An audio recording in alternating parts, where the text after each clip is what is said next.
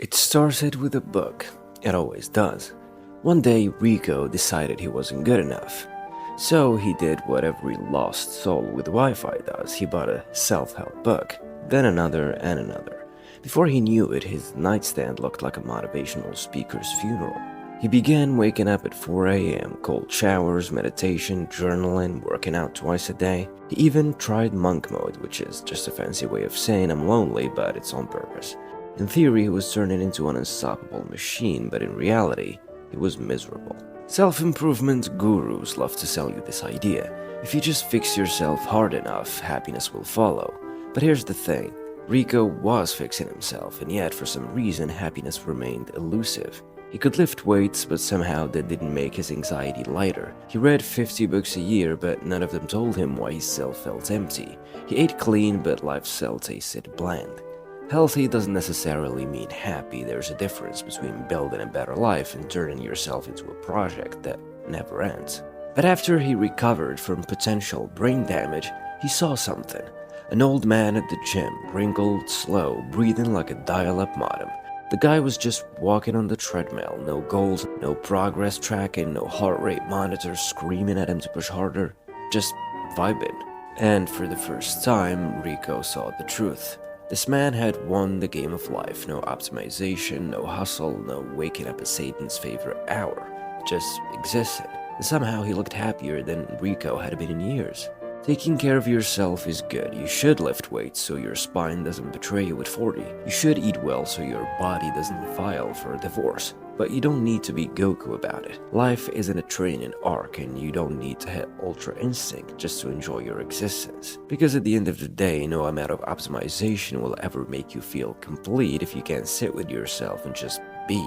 And in case you haven't noticed, you do exist, and unfortunately life has gifted you an all-inclusive, never-ending package of mild suffering. Taxes, awkward small talk, and the slow creeping realization that happiness isn't a destination. It's just the brief pause between two disappointments. But hey, don't take it personally, you were literally built for this. Evolution didn't design you to be happy, it designed you to survive, reproduce, and maybe, if you're lucky, experience just enough joy to keep you from walking into the ocean. But don't worry, society has a solution. Just keep chasing happiness, buy more stuff, meditate, manifest your dreams. Ignore the crushing weight of existence. That should fix it, right? Yeah, it won't, because my dear walking pile of unmet expectations, happiness is a scam, and the joke, you're not even built for it.